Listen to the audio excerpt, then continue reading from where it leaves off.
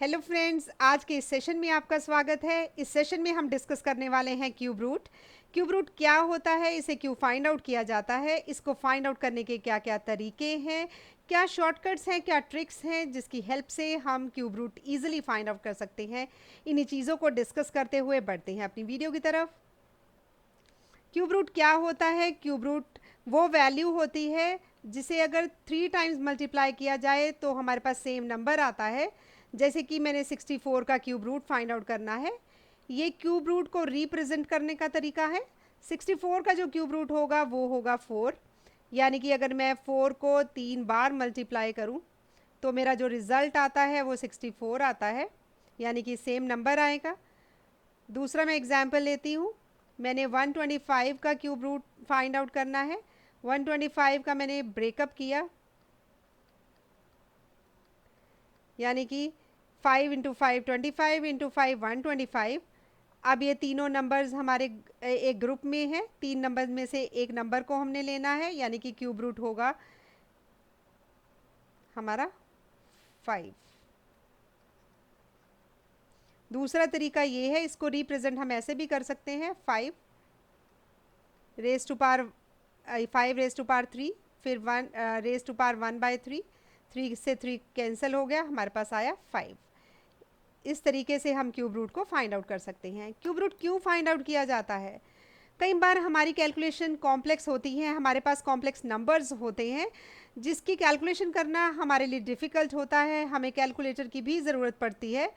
Complex calculations को easy बनाने के लिए क्यूब रूट का यूज़ किया जाता है। अब क्यूब रूट फाइंड आउट करने के क्या मेथड्स हैं?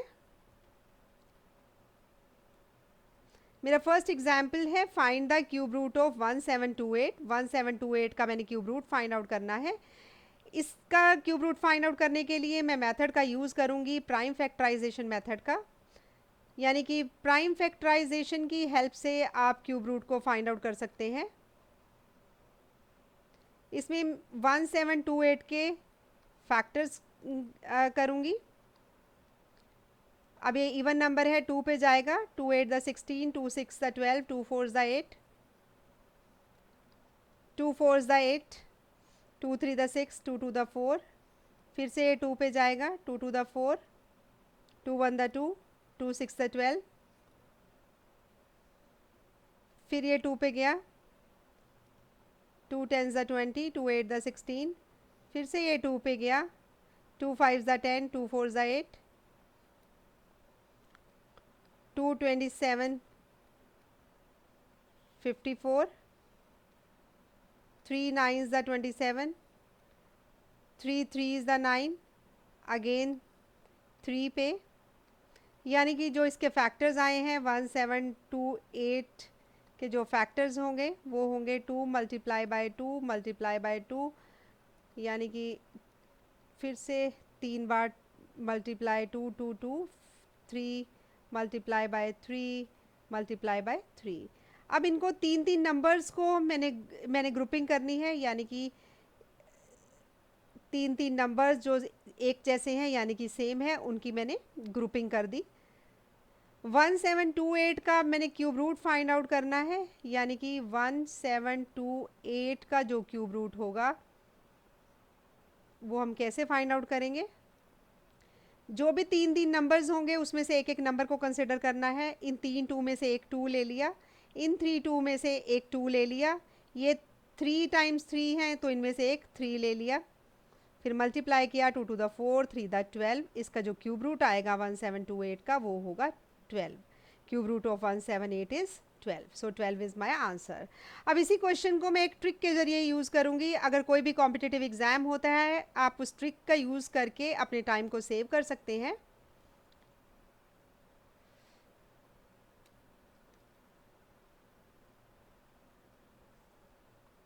इसका मैंने क्यूब रूट फाइंड आउट करना है 1728 का। इसके लिए मैंने क्या किया, इसके लिए आपको एक छोटा सा टेबल याद रखना होगा, जैसे कि 1 का क्यूब 1, 2 का क्यूब 8, 3 का क्यूब 27, 4 का क्यूब 64, 5 का क्यूब 125, 6 का क्यूब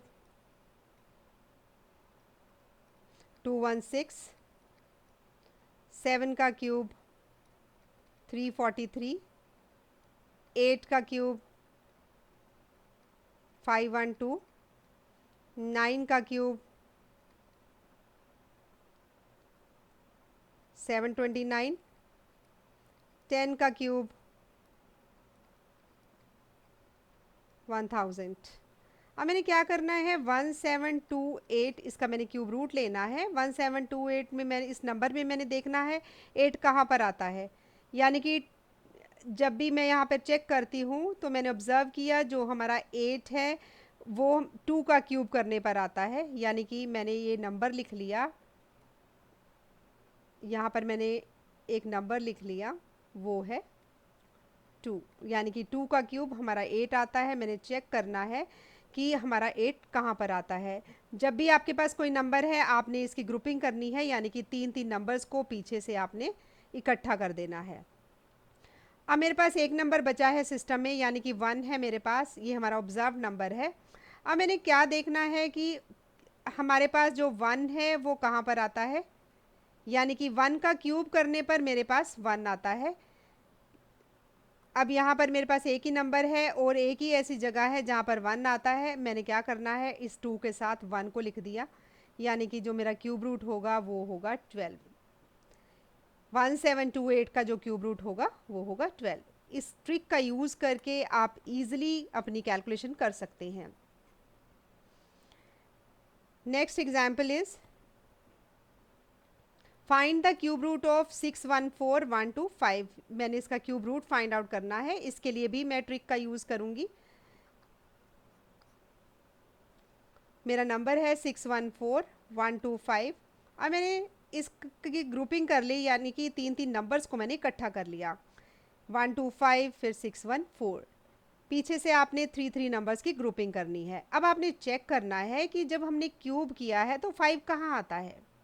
जैसे कि मैंने आपको पीछे छोटा सा टेबल बताया कि 5 का क्यूब करने पर हमारे पास 125 आता है। यानी कि मेरे पास ये इस नंबर को मैंने ऐसे लिख लिया 5। अब मैंने देखना है 614 हमारा कहाँ आता है, 614 हमारा कहाँ पर लाई करता है। जब भी आप ऐसे करेंगे, मैंने आपको इस टेबल के बारे में बताया, 8 का जो हमारा क्यूब है वो क्या होता है 512, और जो 9 का मेरा क्यूब है वो क्या होता है 729। यानी कि जो हमारा 614 है इन दोनों नंबर्स के बीच में लाई करता है, यानी कि 8 क्यूब और 9 क्यूब के बीच में लाई करता है। मेरा कहने का मतलब है 8 क्यूब 9 क्यूब, यानी कि 512 729, इन दोनों के बीच में 614 हमारा लाई करता है। इस केस में क्या करना है, आपने चेक कर लेना है कि जो हमारा ऑब्जर्व नंबर है वो कहाँ पर लाई करता है। उन दोनों नंबर्स में से छोटा नंबर उठा के आपने इसके साथ लिख देना है। यानी कि ये हमारा क्यूब रूट आ गया, 85 is the cube root of 61425। Cube root is 85, 85 is my answer. आप इस ट्रिक के ज़रिए अपने टाइम को सेव कर सकते हैं और कोई बड़ी से बड़ी नंबर को, बड़ी से बड़ी टर्म को ईजिली सॉल्व कर सकते हैं। सो इस केस में क्यूब रूट इज़ 85। मैं एक और एग्जांपल लेती हूँ ताकि आपके डाउट्स और क्लियर हों। Find the cube root of 1442897।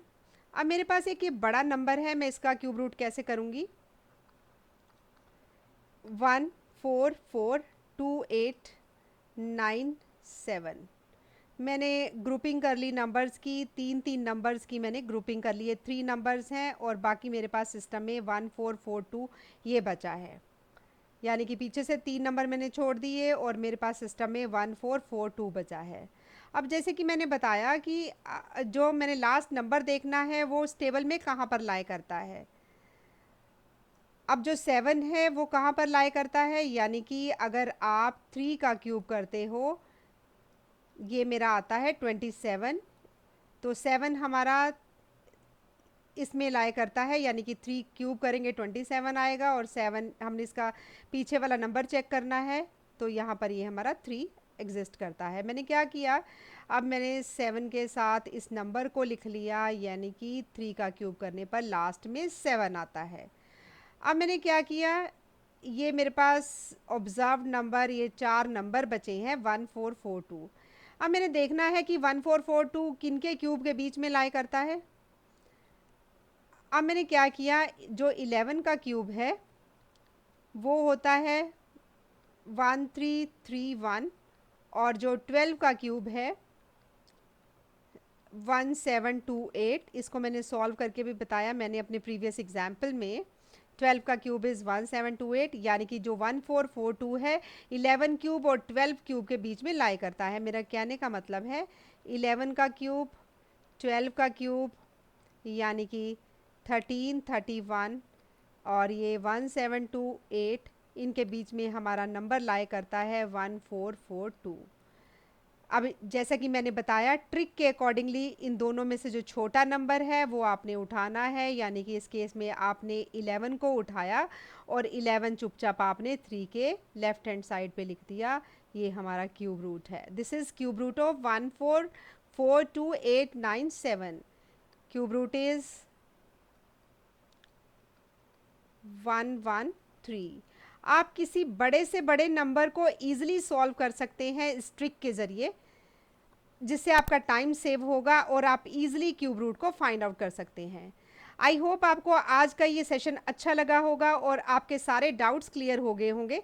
Still you have any doubt, please write in comment section, right your problems, right your queries. Thanks for watching.